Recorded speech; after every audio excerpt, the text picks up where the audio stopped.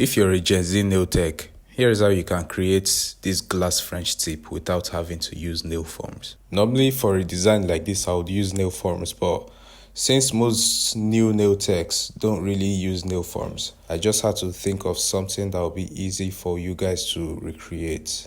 So you're going to get a nail tip that is as clear as possible.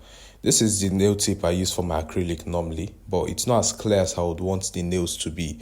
So I got a pre-shaped nail tips that I would normally use for a gel nails or gel X.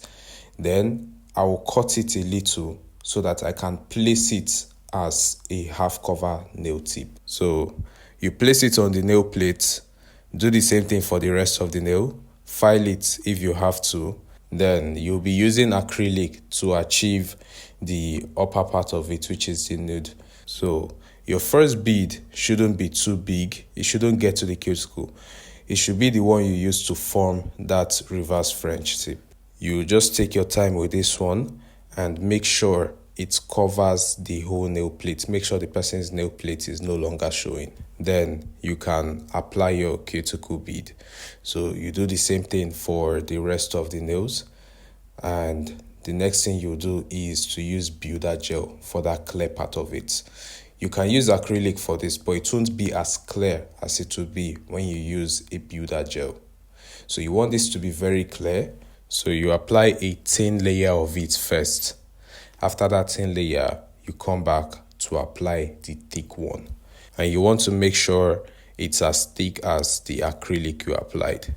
Another thing that is very important, before I forget to mention it, when you are applying your acrylic, you need to make sure that the acrylic is not too thick at all, so that when you are applying your builder gel, you won't have to try making it very thick, just so that it will be as thick as the acrylic. Another thing that is important is for you to be drying each nail after your builder gel application. If you apply builder gel on one nail and then move on to the next nail without drying the previous one you just applied, before you finish with that one, the first one you applied would start dripping to the sides and you will lose the shape of what you created. So when you apply your builder gel, tell the client to turn their hand upside down a little so that the builder gel will self-level. Then they turn it back upright and put it inside the lamp immediately. You wait for that one to cure before you do the next one. So once you're done with this, you're going to need to wipe the nail with something like an alcohol, a nail dissolver, or an acetone.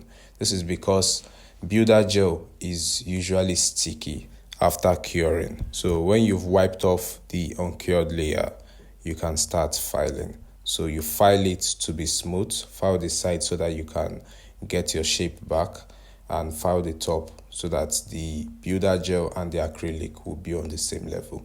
When you're done filing, you buff it and apply top coats, both on top and under the nail. And that's it. That's how you achieve this glass look without having to go through the stress of using a nail form. You can find everything I used for this nail set in my Telegram store, and the link to my Telegram store is in my bio.